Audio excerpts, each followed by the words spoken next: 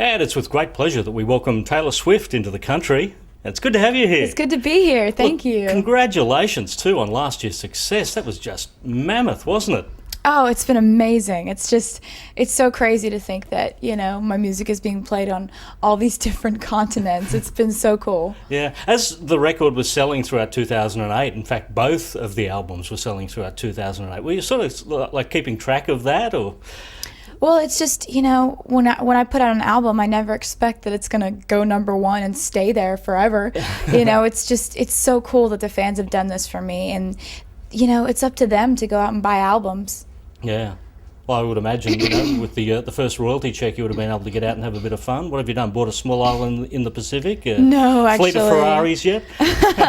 No, I bought a tour bus last year, actually. Usually when I spend money, it's spending it back into my career for things like tour buses or making sure my band and crew are really taken care of and things like that. I try not to make huge splurges. Yeah. Because it's been, pretty amazing when you look at who you sold more than last year. People like Alicia Keys, Kid Rock, Coldplay. In fact, the new U2 album's just come out. You sold more in the first week with the Fearless album that they've done with their new album.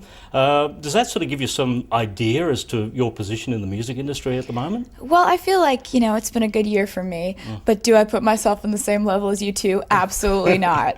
There are people who have been working at this for so much longer than I have, the Bonos of the world, who I'm always just going to have up here on a pedestal.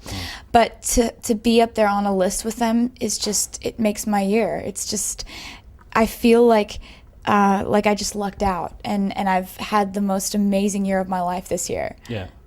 I guess the industry being what it is, it has to sort of slot somebody or everybody into their own little category. You've been designated country. Are you comfortable with country? There's a bit of country and pop in there as well, isn't there? For me, in my head, I'm a country singer, but, it's kind of interesting because country is one of those words that if you say it to a lot of people, they'll go, oh, I don't listen to country. But I think that if they were to take a closer listen, then they would. So I think in some ways genre is sort of condemning in a way.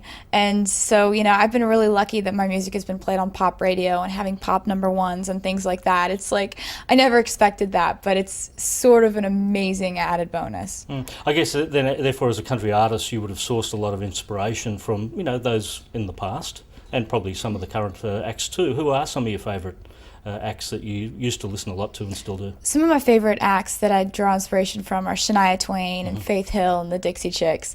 Shania, she just did everything. I mean, she wrote her own songs. She had this amazing voice, incredible stage presence. She was such a dynamic performer, and she took her music worldwide, and it's so cool to have that to aspire to. Yeah, and I guess you would have got to meet a lot of these people. I have, actually. Faith has been absolutely amazing to me, and Shania came up and introduced herself to me at the CMAs this year. So it's crazy to think that all these people you've looked up to for so long actually even know your name. Yeah. I guess the funny thing is, and I guess there's a story involved with your very first hit, Tim McGraw, and then suddenly meeting him down the track. What was his reaction to the song? His reaction to the song was, I guess it was sort of a thanks, He and Faith have been so nice to me and so good to me, and they let me stay in their house out in LA whenever I'm out there. It's just so crazy to think that I get to talk to those people and call them friends. It's really cool. Because I guess the first time, just prior to you meeting Tim, you'd performed the song and he was in the audience. Is that how it works? Yes, actually. I put the song out, and a year later at the ACM Awards, I actually played the song on the stage at the ACMs, and kind of walked off the stage at the end of the song and introduced myself to him on national TV. And that was my first meeting with Tim and Faith. And, since then, they've just been so amazing. They took me out on tour with them as their opening act, and just all this stuff that they didn't have to do. They're just such nice people. Yeah. I guess, we're talking to you as, still 19? Yeah. Yet you're coming up to having done this for almost a decade. You've spent most of your life or half your life doing this. How did it begin back in, when you were 10 years old? when I was 10, I saw this TV program about Faith Hill, and it said that she went to Nashville, and that's how she made it in the music industry. And so I got it in my head that there was this magical place called Nashville, and I needed to go there. And so I started bugging my parents every single day. I need to go to Nashville. Please take me to Nashville. And so finally later on that year, they took me on a trip to Nashville on a vacation. It was me, my mom, and my younger brother, and we rented a car, and my mom would sit outside the record labels in the rental car, and I would run in with my little demo CD and walk up to the receptionist and say, "Hey, I'm Taylor, I'm 11, I want a record deal, call me."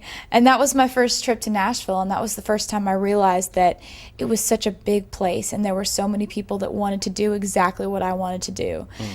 And, I looked around and I thought to myself, there's got to be something that I can do that can differentiate me from all these other people. I've got to figure out what's different about me. So I went back home to Pennsylvania, and I started writing my own music and playing my own instruments, and that ended up being what helped me break through in Nashville. Oh, right. And then, like 12 months later, you were writing with, very well-known country artists out of Nashville. When I was 14, we moved to Nashville because I got a publishing deal for my songwriting. And that's when I got my first job, I guess. I was a paid songwriter for Sony when I was 14. And so when we moved to Nashville, and I sort of had a double life. I would go to school during the day, and I went to a regular public high school, and all day it was just gossip and lockers and which boy is cute. And then after school, it was writing songs with these professional songwriters. And so, during the day I was 15, and then at night I was 40. Yeah. What about, the accolades that have rolled in? There's the Grammy nomination, was it last year that Amy Winehouse took that one away? Was that disappointing when she got it over you that year? No, I was just shocked that I even got nominated. At that point, I hadn't really hit that place where everyone knew my music and everyone was kind of familiar with who I was. It was sort of, I think my record had just gone platinum. And so for me, I was just even excited that I was in the category. To get nominated for a Grammy, at age 17, it was like the craziest thing for me. And this year you got to perform your song 15 at the Grammy Awards. I did. It was really fun to get to perform at the Grammys. It was actually my first time performing on the show. So ever since I wrote the song 15, I had always wanted to perform it at an award show. And I never, in my wildest dreams, guessed that it would be the Grammys. Yeah, but, like normally at a show, you look into the audience. It's, it could be a big audience, but fairly anonymous. You're at the Grammy Awards, standing on stage, and like there in the front couple of rows, Sir Paul McCartney, Coldplay, all these big, big names. Were you aware of the faces and who these people were as you were singing that song? You try not to be as aware when you're singing the song of who's in the audience when you're at the Grammys, because you just try not to be nervous as much as possible. And then after you get off stage, you can geek out and say, "Oh my God, Coldplay and Paul McCartney and all these people were in the audience. I can't believe this." Yeah. Well, I guess you got a bit of help with the song thanks to Miley Cyrus, who was up there with you.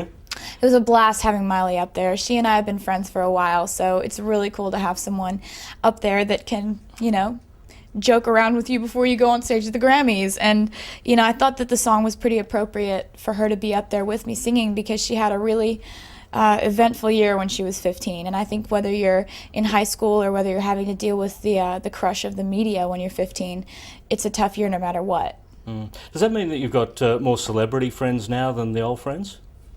I have one best friend from high school, and she's always been my one friend. Like, when I was in high school, I didn't really have a clique as much as I just had Abigail, my best friend. And so we're still really, really close friends, and she's off at college in Kansas, so she kind of calls me and fills me in on what college life is like, and I fill her in on what touring is like. And but I've definitely gotten to know some really cool girls out in LA that are either actresses or do what I do, and it's just really cool to make friends that do exactly what you do. Yeah. What's Abigail do? Abigail is in college at Kansas, and she I don't know if she knows what she wants to be yet. I think a journalism major is kind of what she's going for. But she's actually always been a swimmer. And when we were in high school, we always used to joke around about how, we're both going to get out of here someday. And she'd be like, I'm going to be a swimmer and you're going to be a singer. And we'd be like, yeah, we're going to get out of here. And we actually did. She went off at miles and miles and hours away on a swimming scholarship. And I ended up, going on tour. Wow. Well, let's hope she gets the journalist job too. She might be sitting in this very seat, exactly, interviewing you in a couple of years. Why not? Yeah. Now, a lot of people who buy your albums, not only buy them as CDs, but they also buy them as downloads, which is very unusual for a country artist, because a lot of country sells because it's on CD. Do you actually look at the sort of the breakdown of what's selling? Is that important to you? It's very important to me. I mean, I don't make my job stop when I get off stage. I'm in business meetings every single day talking about those things, talking about, where we're selling more, where we're selling less, which are our best markets, which are our best accounts. It's like you have to, I guess when you're me, I mean, I love being involved in everything.